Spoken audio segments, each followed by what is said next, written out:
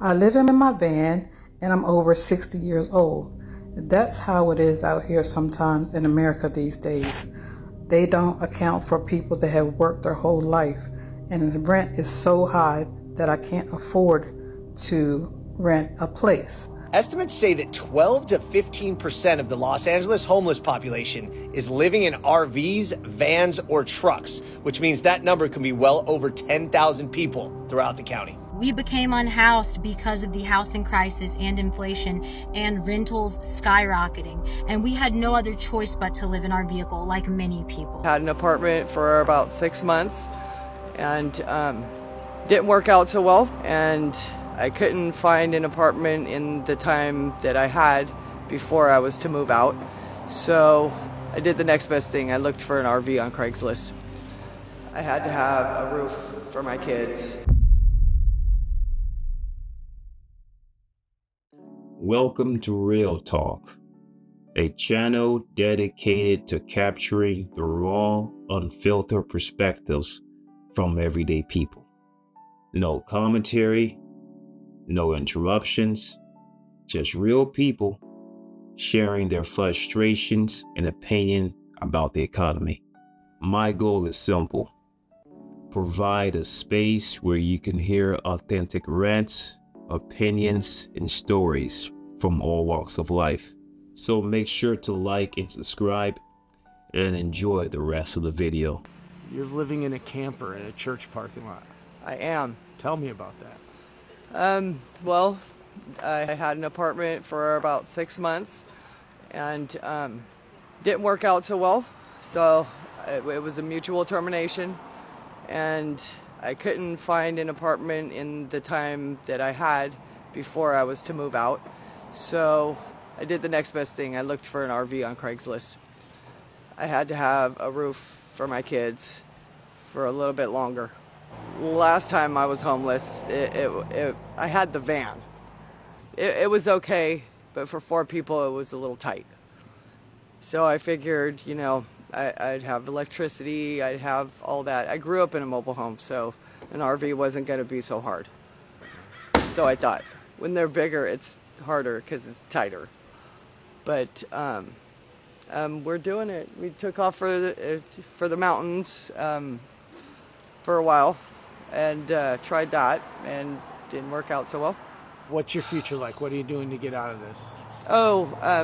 Actually, my son is ADHD, the 9-year-old, and I applied for SSI for him and I both because they couldn't figure out what it was that was causing the pain, and I've been having pain in my neck and my shoulders for about 15 years now. So I knew it was going to come to a head eventually. So I decided to file for SSI for both of us. Trying to get a lawyer for a child is really, really difficult. If you had 3 wishes, what would they be? A home. I don't need much. I really don't need much. I can't even think of anything besides that. For me, when I get off, quit working, they will not lower it. So you have to go back out of the housing system and re-sign up to wait for another housing. Oh my gosh. Yes. This is unbelievable. Yes. Absolutely unbelievable. So I've been through it twice, and each time, and they said, the last lady said to me, "You are so much better off in that van." What? That's what a state employee told me. Yes. That you're better off in the van. Yes. Heat up with the butane stove, and you have the Mr. Buddy, but that's so expensive. So what are some other ways? Because I know you said you have solar. I have solar, and I thought that would work. I've discovered how unreliable solar is.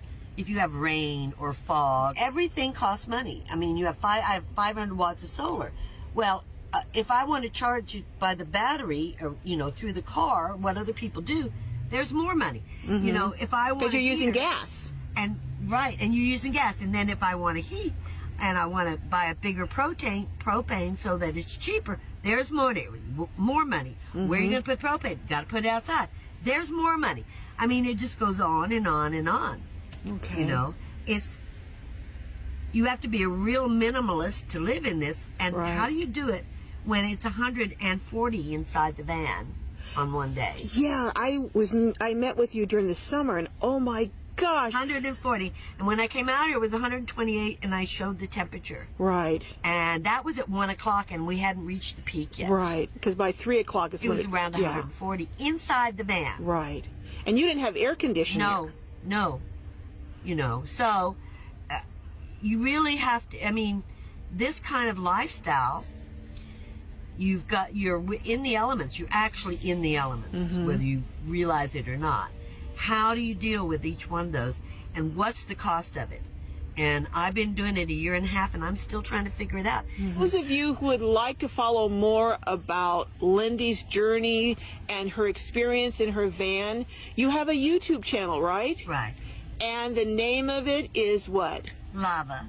And what does that stand for? It's Lindy's Awesome Van Adventure. So it's Lava and then Lindy's Awesome Van Adventure. So Globies, go on over and show Lindy some love. She's trying to get monetized and get her channel really going.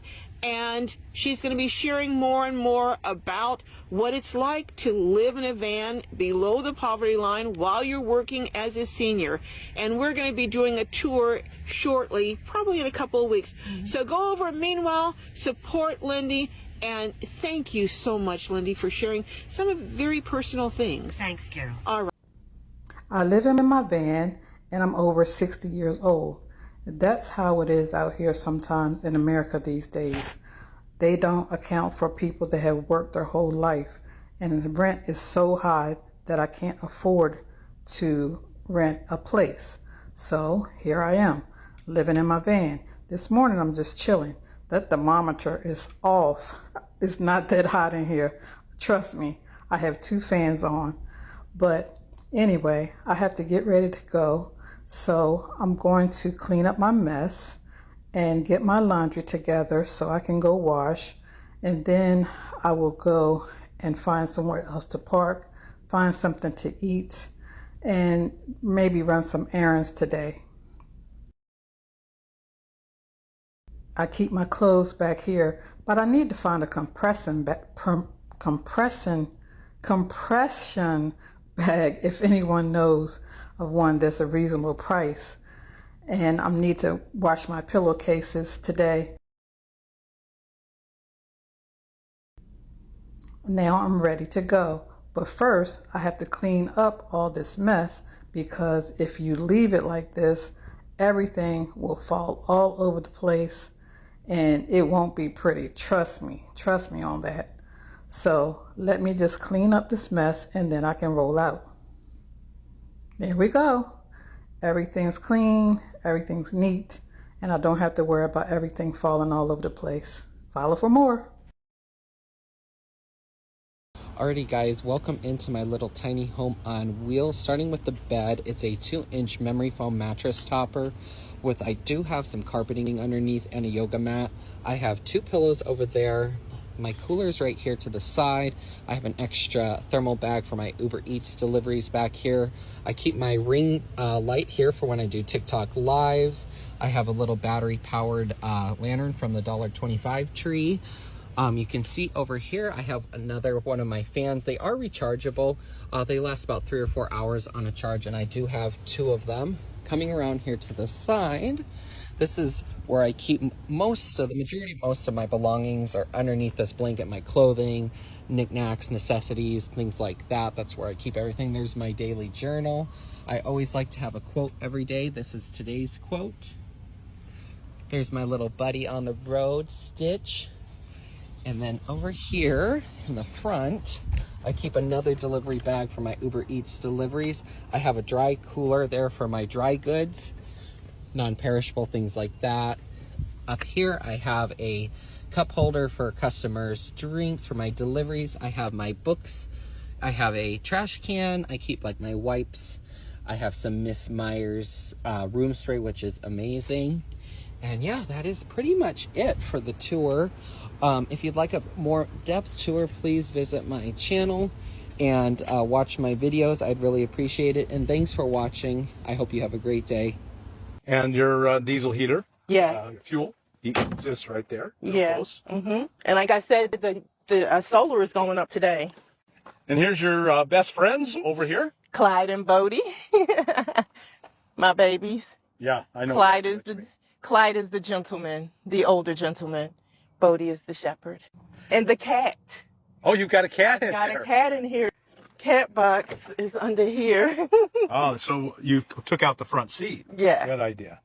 That really gains you a lot of space. Yeah. I take it out once we get to the spot, though. Once we're at our campsite, a lot of the stuff comes out. I don't keep the dogs inside. You know, it's too small. There's no space inside. We come inside just to sleep, really. Right. Most of our lives is outside now. You know, at first I'm sure that was kind of shocking. It was not thrilling because it was a little chilly. Right. It was pretty cool. Yeah, it was a little chilly, so I didn't like it at all. And then I had a couple of bouts with illness here, and had to be emergency ambulance to Blythe Hospital. Avoid Blythe Hospital. Go to Parker or Tucson or Phoenix. Learning how to deal with chronic illness takes a lot of tenacity and willpower and determination. I'm determined to make it, so I'm going to do whatever I need to do to make it happen. There's food banks that we can go to if we don't have enough food. So things like that help you out too. Stretch your money and budget better. You don't eat out. You don't go get pizza and wings, and you have to live within your means. I like the LTVAs where it's just space and solitude. I like that. Yeah. I'm very much a loner. So this works for me. I like being out here alone. I love the LTVA. Right. Some of the LTVA is crowded, but a whole bunch of it is wide open. Yeah, it is. Right. Those LTVAs can be a real lifesaver. Yeah. Over here is one of my cooktops. They say they don't want to pay a mortgage or rent. Hell, they don't even want to pay to stay at a park or a campsite. You mean the campgrounds and RV parks that are $50 a night minimum, and the RV parks have a 10 or 20-year rule and don't allow self-builds? Right. Love how you bring that up. The whole point is that they want to live for free. For free? You think that van life is free? My husband has a regular job, a 9 to 5, probably more than that, quite frankly, regular job in sales. I do social media. I run social media for other people. And I am here to tell you this lifestyle, there's nothing free about it. My husband also has over $1,000 a month in child support, which he pays, no problem. But I think it's safe to say maybe someone your age might have a mortgage that is far less than that. Am I right? Put fuel in it and buy some food. That's it. That's all they want to do. They want to live for free. That is such an oversimplification of van life and travelers, and never once does he mention the new executive order that calls for homeless people to be institutionalized against their will, and yes, nomads fall into that category. Never once does he mention the housing crisis. Never once does he mention that if current people in this economy want the buying power of what people had in the 70s, minimum wage would have to be at least $66. Never once does he mention, while using my content, which thanks for the shout out, in the video he used, explain we became unhoused because of the housing crisis and inflation and rentals skyrocketing, and we had no other choice but to live in our vehicle like many people. No clue what's going on, even in your own community of wheeled wonders. You only become aware when it's too late. Once again, I started creating content about 4 years ago when we became unhoused. I was even featured on the Dr. Phil show on a segment called The Working Class Homeless. My entire social media presence from day one was discussing the housing crisis, working class homeless, how people live in their vehicles out of necessity. I never once romanticized van life. I have never once been one of the blonde Abbeys telling everyone you can go and travel on a whim. I'm not even like nomadic. Me and my husband stay in one singular location so that we can make city money without paying city rent. And our ultimate goal has always been to not only educate, but to be able to save up money to purchase land in the future. We've always been really transparent about that. You cling to the fantasy that you live the perfect life. Go check out my YouTube channel, Bamboozled Van Life. I implore you, go check it out. My last few videos have been about how the government is trying to sell off BLM land, national parks, national forest. I have done nothing but activism and advocate for protecting our public lands. I have done nothing but advocate for unhoused people in this nation. And my accounts on here have always been that way. Yes or no? I don't know why I was used as an example and why he's making these really baseless claims, but I love that his channel's called The Blind View because I think that's what he has. You get on here and you yell on YouTube and other places. When was there yelling? When was I yelling and screaming? And I also find it incredibly dismissive because if you go check out my newest YT video, is van life illegal now? If you go check out the video before that, why I'm quitting van life, if you go check out the video before that about how they're trying to sell off BLM land and national forest for private use, I have compiled actual information, actual legislation, what's actually going on because I'm trying to inform people. The very thing that he's claiming that we're uninformed and we're just yelling and crying once it's happening, I am trying to be the canary in the coal mine and educate people. You should have paid attention. It didn't happen overnight.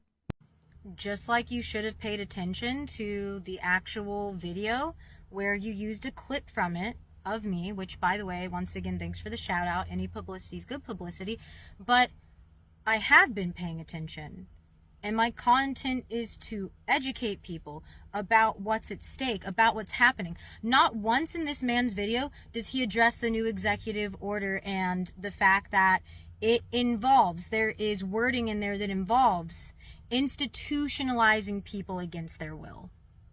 Not once does he mention how multiple state senators and the federal government has plans and wants to sell BLM land and national forests for their own personal gain for development. Chose to stick your head in the sand. That's why I don't feel sorry for one single bit.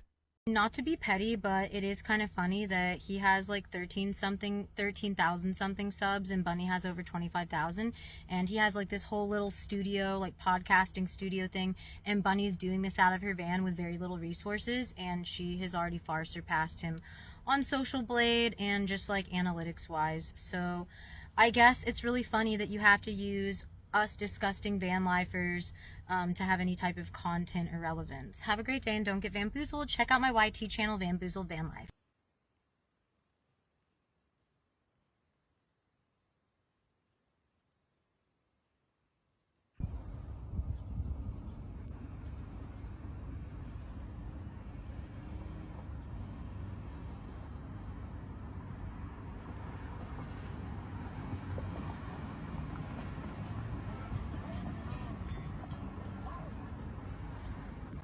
What is up? This is your LA in a minute, and I'm here on Forest Lawn Drive in front of a row of RVs, trucks, and campers being used as temporary housing. There are more than 50 areas like this in Los Angeles with more than 4,000 campers.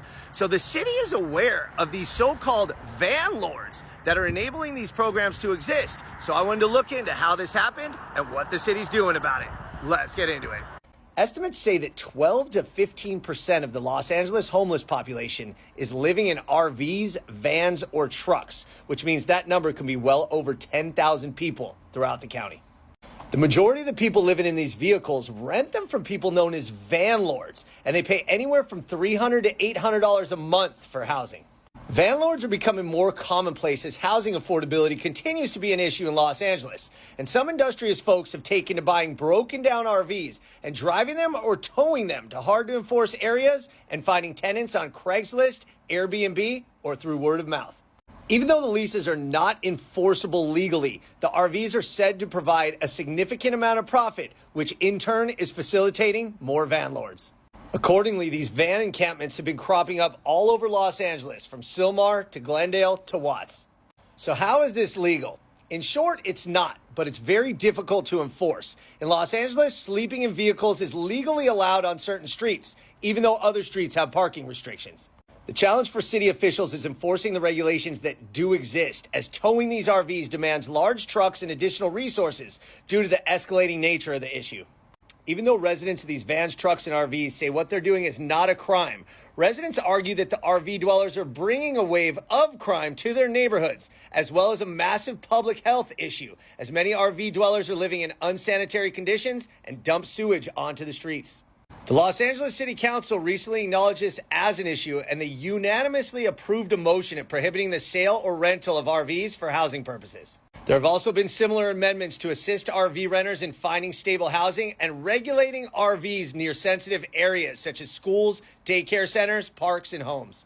But as of now, there's no timeline on when the enforcement is scheduled to start, so right now, the RVs continue to proliferate. So this congregation of about 100 vehicles is one of 50 different locations in LA that's being used as temporary housing, and a lot of it's being supported by so-called vanlords. But the city's starting to investigate and put some rules around it, so we're gonna see what happens. All right, LA, it's been a minute. I don't think we should glorify van life.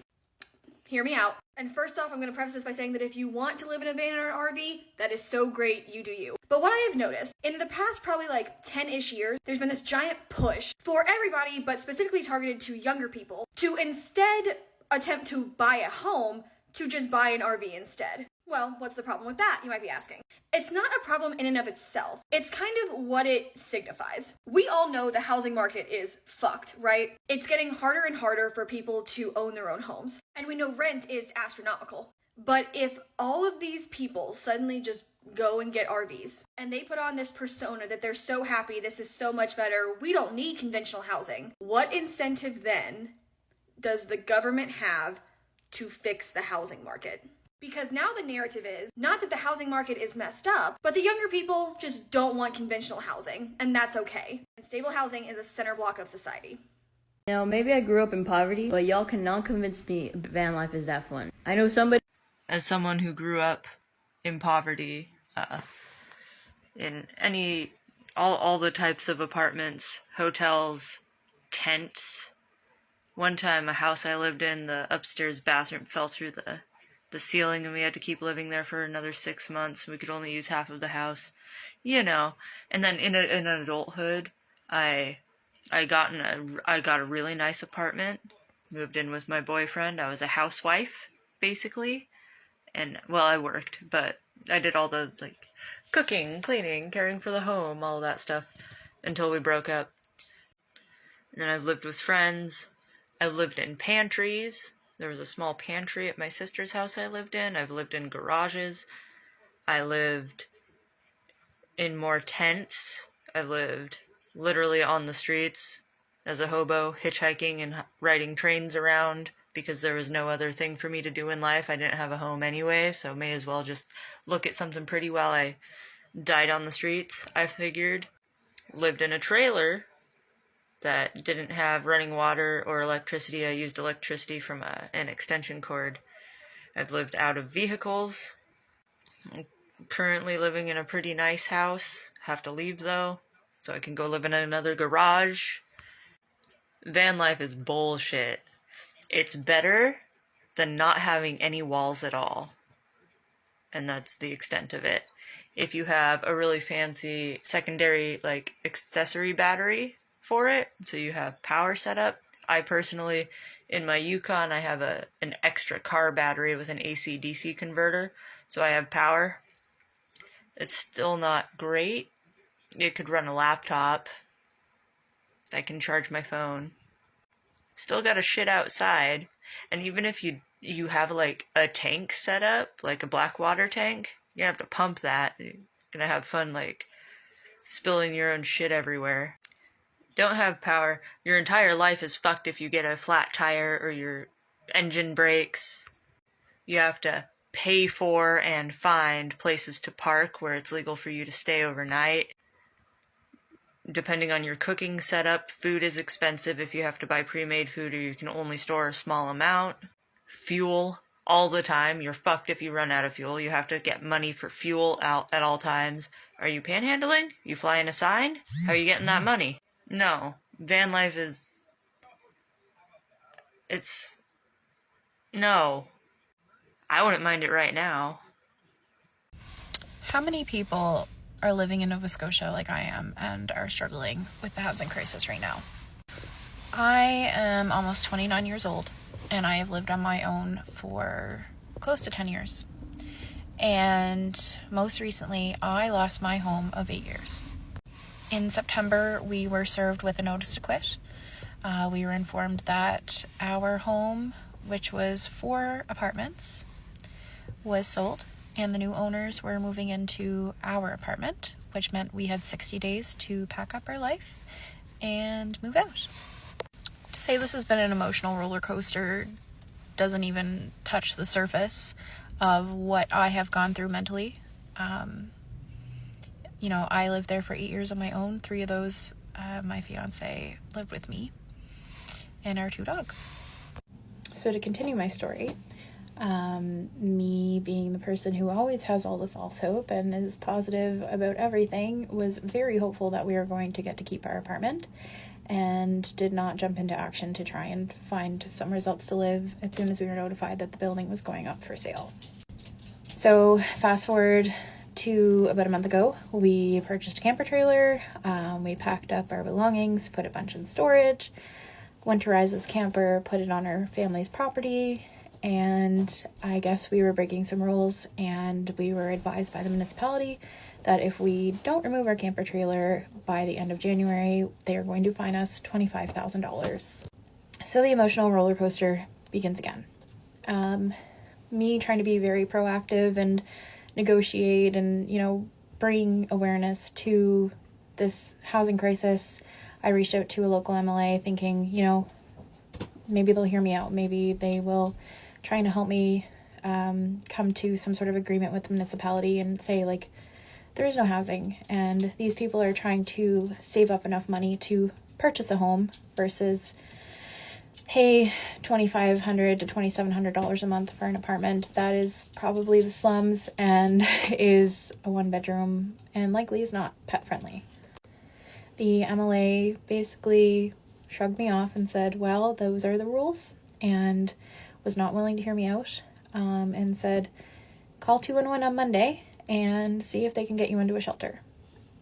I am not somebody that needs to be in a shelter. I am somebody who does not feel that I should be taking away resources from those who need them.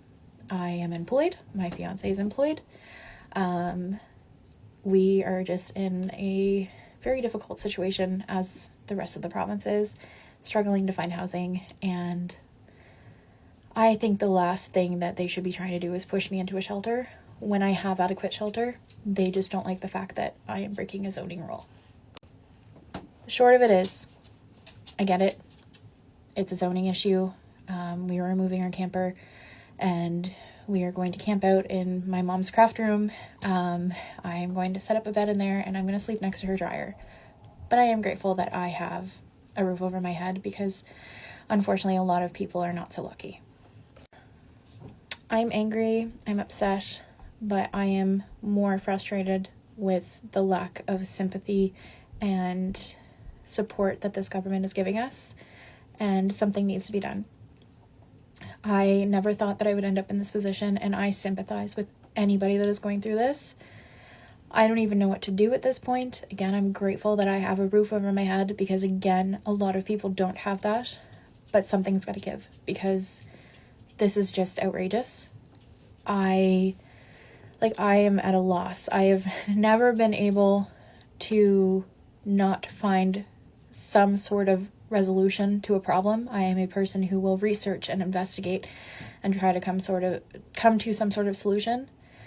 But this really I've hit a wall, and I am heartbroken for every single Nova Scotian. I mean, honestly, anybody who is going through this. They don't have to be Nova Scotian, but I'm speaking for my fellow Nova Scotians. Something's got to give. I'm 100% going to be homeless, and it's guaranteed.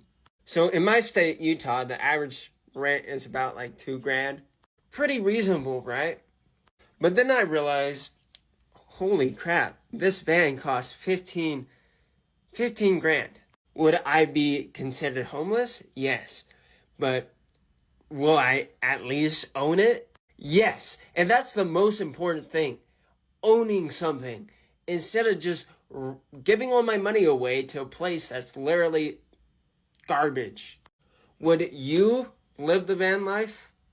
I used to get on here almost every single day and talk to you about how much cheaper van life is financially than renting an apartment. Now, as you can see, I'm not in a van anymore. I lived in my van for 3 years, and now I am temporarily renting an apartment, and let me tell you, I was right. Paying rent is just how I had remembered it. Horrible. When I was living in a van, I could live off so much less money, and I was traveling full-time and saving money while making less. Rent really does just feel like an endless money pit that only really benefits the landlord. Don't get me wrong, there are pros and cons to van life and renting a place. And I'm not currently looking at going back to full-time van life. The town that I'm currently living in is just not van life friendly at all. And look, I understand what a luxury and privilege it is to be able to make that choice. But it is honestly so draining watching your paycheck just go to rent. Look, there are definitely pros and cons to van life. I'm not going to pretend for 1 second that it was all sunshine and rainbows. But one thing is for certain, van life and traveling full-time is cheaper than just being stationary and renting. People love to ask, how do you afford to live in a van? My question then, and my question now is, how do you afford rent? I think I might have figured out why they made it illegal to be homeless, and it's not just to arrest the poor. What if it was because for the last 3 or 4 years since COVID, we've had this huge movement to go van life, and everybody's moving into their vans or buying campers and buying stuff, and they're not buying houses anymore.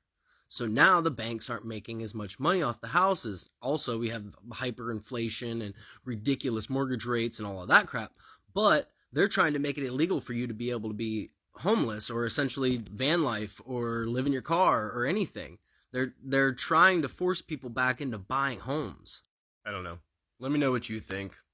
Have a wonderful day, or at least try. Love y'all.